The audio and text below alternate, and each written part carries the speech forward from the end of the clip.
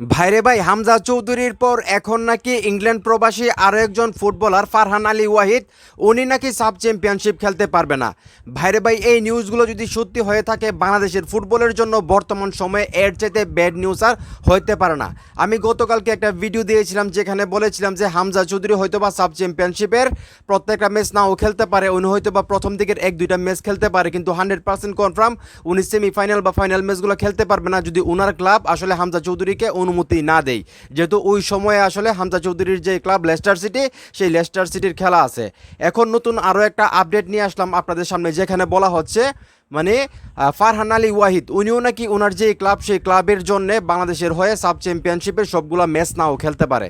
ভাই, যাদেরকে নিয়ে বাংলাদেশের মানুষ স্বপ্ন দেখতেছে 2026 সাব চ্যাম্পিয়নশিপ জিতবে হামজা চৌধুরী এবং ফারহান আলী ওয়াহিদ, সেই দুইজন সেরা ফুটবলারই নাকি আসলে সাব চ্যাম্পিয়নশিপে খেলতে পারবে না। এইটা জানার পর আমার মনে হচ্ছে বাংলাদেশের ফুটবলে এই মুহূর্তে এর চেয়ে ব্যাড নিউজ আর হইতে পারে না।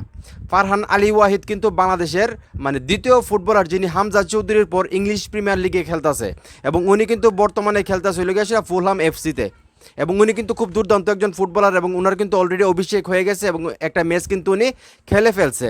তো আপনারা সবাই জানেন লেস্টার সিটির অধিনায়ক কিন্তু বাংলাদেশের হামজা চৌধুরী, এবং উনি কিন্তু খুব ভালো মানের একজন ফুটবলার, এবং হামজা চৌধুরীর মতোই কিন্তু আসলে ফারহান আলী ওয়াহিদ, ওনাকে নিয়েও কিন্তু বাংলাদেশের মানুষ স্বপ্ন দেখতেছে যে প্রথমবার ফারহান আলী ওয়াহিদ এবং হামজা চৌধুরী একসঙ্গে মাঠে খেলবেন, এবং যে দলগুলো বাংলাদেশের সঙ্গে খেলতে আসবে তাদেরকে আসলে নাস্তানাবুদ করে আসলে বাংলাদেশ জিতবে, এবং 2026 সাব চ্যাম্পিয়নশিপ ঘরের মাটিতে অনুষ্ঠিত হবে, সেটা আপনারা আগে থেকেই জানেন। এখন ফারহান আলী ওয়াহিদ এবং হামজা চৌধুরীকে নিয়ে কিন্তু আমাদের স্বপ্ন যে এই দুইজন ফুটবলার পাশাপাশি আরও অনেক ফুটবলার আছে, তারাও ভালো খেলে, আমি কাউকে ছোটো করতেছি না, কিন্তু মেন যে ফোকাসটা বাংলাদেশের সমর্থকদের হামজা চৌধুরীর পর কিন্তু এখন বর্তমানে ফারহান আলী ওয়াহিদের উপরেই বেশি। এখন যদি এই দুইজন ফুটবলার না খেলতে পারে সাব চ্যাম্পিয়নশিপে, আমি জানি না আসলে কি হবে। তো দুজনেরই কিন্তু ক্লাবের সমস্যা।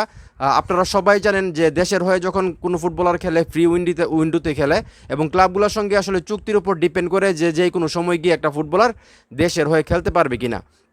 এবং গতকালকে আমি বলছিলাম হামজা চৌধুরীর যে লেস্টার সিটি আছে সেটার 8 তারিখ এবং 14 তারিখ এরকম টাইমের মধ্যে খেলা আছে। তো ওই টাইমে কিন্তু আসলে সাব চ্যাম্পিয়নশিপের সেমিফাইনাল বা ফাইনালের মোটামুটি কাছাকাছি সময় থাকবে, যেহেতু ক্লাবের সঙ্গে যদি ওই রকম চুক্তি না থাকে তাহলে কিন্তু হামজা চৌধুরী চাইলেও বাংলাদেশের হয়ে সাব চ্যাম্পিয়নশিপের সেমিফাইনাল বা ফাইনাল খেলতে পারবে না যদি বাংলাদেশ ফাইনালে উঠে। এখন কিন্তু সেম পজিশন ফারহান আলী ওয়াহিদের, ওনার কিন্তু প্রথম দিকে খেলা আছে, যেটা বলা হচ্ছে উনি হয়তো বা লাস্ট দিকের ম্যাচ সেমিফাইনালে উঠলে বা ফাইনালে উঠলে হয়তো বা খেলতে পারবে, এটা শিওর না। তো কি বলবো ভাই, আমার খুবই খারাপ লাগতেছে বিষয়টা শুনে যে আমরা যে দুইজন ফুটবলের উপর সবচেয়ে বেশি স্বপ্ন দেখতেছি, ফারহান আলী ওয়াহিদ এবং হামজা চৌধুরী, এবং এই দুইজন ফুটবলার বাংলাদেশের গর্ব। এবং হামজা চৌধুরী কিন্তু বাংলাদেশের প্রথম ফুটবলার যিনি ইংলিশ প্রিমিয়ার লিগে খেলতেছে, এবং দ্বিতীয় ফুটবলার হিসেবে ফারহান আলী ওয়াহিদ আসলে ফুলহামে আসলে এফসিতে নাম লিখিয়েছেন। অবশ্যই নিঃসন্দেহে আমাদের গর্বের বিষয়, এবং এই দুইজন তারকা ফুটবলার যদি বাংলাদেশের হয়ে সাব চ্যাম্পিয়নশিপে একসঙ্গে না খেলতে পারে, সেখানে আসলে বাংলাদেশ এই সাব চ্যাম্পিয়নশিপে কত দূর যাবে সেটা নিয়ে আমার সন্দেহ আছে। এবং আমাদের যে স্বপ্ন যে 2026 সাব চ্যাম্পিয়নশিপ যেহেতু ঘরের মাটিতে অনুষ্ঠিত হচ্ছে, সেখানে অবশ্যই আমরা চ্যাম্পিয়ন হব। এবং আমাদের যে দলটা ছিল হামজা চৌধুরী, ফারহান আলী ওয়াহিদ, আরও যে প্রবাসী ফুটবলাররা ছিল, লোকাল ফুটবলাররা ছিল, সবাইকে মিলে বর্তমানে এশিয়ার ভিতরে যে কয়টা সেরা দল আছে তাদের মধ্যে আমাদের একটা দল।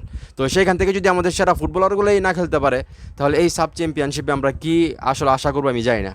তো এখন এই মুহূর্তে যারা আমার এই ভিডিও দেখতেছেন ভাই, আপনাদের কাছে কতটা খারাপ লাগতেছে যে আসলে হামজা চৌধুরী এবং ফারহান আলী ওয়াহিদ এই দুইজন ফুটবলারই মোটামুটি অনেস্টি, যদিও এখন 100% কনফার্ম না, কিন্তু তারপরেও তাদের যে ক্লাবের যে ব্যাপারগুলো আছে, ফিফার যে ব্যাপারগুলো আছে, বাংলাদেশের যে খেলার সময় ওইগুলো কিন্তু ম্যাচ হয়ে যাচ্ছে।